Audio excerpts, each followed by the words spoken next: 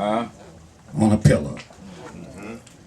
And record tells us that during this time, a storm arose, and the waves became so violent.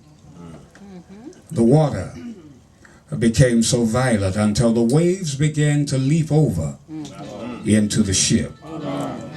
And it was becoming filled with water. The disciples became truly frightened and fearful. And according to Scripture, they decided to do something that I attribute as wisdom on their part. For whenever you encounter a storm, it's always wisdom to seek Jesus. And I'm so glad to report that Jesus can be found in our times of storm. Jesus is accessible. Jesus is reachable.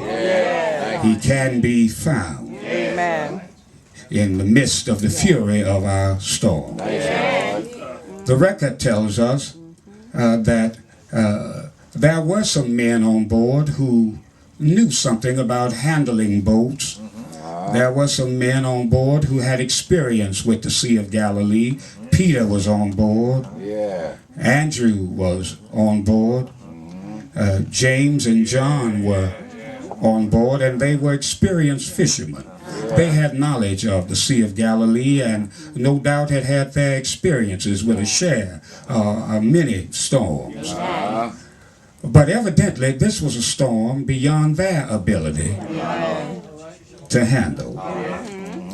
And we will all run into, during the course of life, some storms that with all of our expertise and knowledge and know-how, we are incapable of handling. Thank you for Jesus. And they went in the midst of this turbulence and the fury and the boat being tossed and driven in this storm. They went down and found Jesus. Thank you, Lord. And the record tells us that when they found him, they awakened him and said to him, Master, carest thou not that we perish? They addressed this question to Jesus. In essence, Lord, we're in the midst of a life-threatening situation. And we want to know, do you really care? Because if you do, you have a strange way of showing it. We're being tossed about, and the fury of this storm has grown so severe until we are now caught up in a life-threatening situation. And what we all collectively want to know from you is, do you care?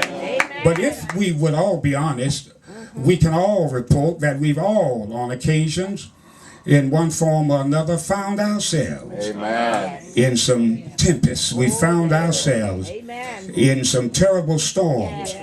And we started to wonder, in the midst of those storms, if the Lord really and truly cared. I've been in some storms. I have wondered and pondered over this question. Lord, do you even care? I'm being tossed about. I'm being thrown to and fro. And I want to know, do you really care? The record tells us that Jesus did not respond to them verbally. He didn't tell them how much he cared, but he rather showed them how much he cared.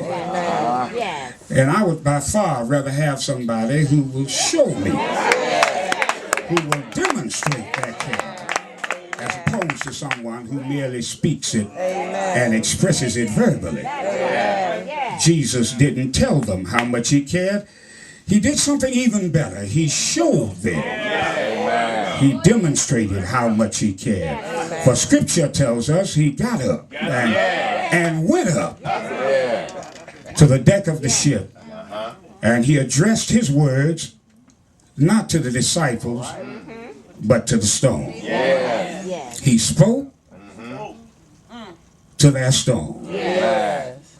And he's still in the business of speaking Yes, he is. to our storm. Yes. Regardless to what the nature of our storm might be, the master can speak to your storm. Yes, he can. There are so many occasions that I can recall vividly where I called on the Lord. Yes, Lord. And he heard my cry, and he spoke to my storm. Storms that would have possibly driven me crazy. Storms that were so furious and storms that were so violent until I could have lost my mind. But here I am right now, still alive, clothed in my right mind. Not because of any expertise that I had, but because the Lord spoke to my storm. Thank you. But I'm not alone. All right. He's spoken to Amen. many of your storms. Thank you, Lord. And the record tells us Thank you, Jesus. that Jesus spoke a few words to the storm. 3 words to be exact. Peace, be still. Yes. Peace, be still. Amen. And scripture tells us that the raging tempest obeyed. Amen. Thank you, Lord. Now when I look at it, and I told Dr. Flippin I really just wanted to come and just look and just enjoy and say nothing. I didn't want to be up here doing this, but I sure wanted to be here with you looking and enjoying. But I saw something as I bring this to closure that blessed me greatly. When you look at verse 37, when you get to the first comma, you'll notice prior to the first comma that verse 37 opens with some powerful words. And there arose a great storm of wind.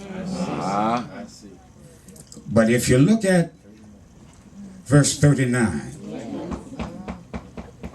how that verse closes, and there was a great calm. The greater the storm, the greater the calm. The Lord makes sure that the calm that follows your storm Yes, he does. will measure up Thank you, Lord. to the magnitude of the storm you experience. The greater the storm, the greater the calm. And I just wanted to close on this note. Somebody here may be currently dealing with Amen. a great storm. It may be sickness that makes for a great storm. It could be financial distress that makes for your great storm. It could be grief resulting from the passing of someone near and dear that makes for your great storm. But regardless to the nature of your great storm, if you just turn it over to Jesus, he will bless you with a great calm. And I just wanted to tell somebody, get ready for a great calm. Get ready. For the master is still in the business of speaking to our storm and saying, peace, be still. God bless you.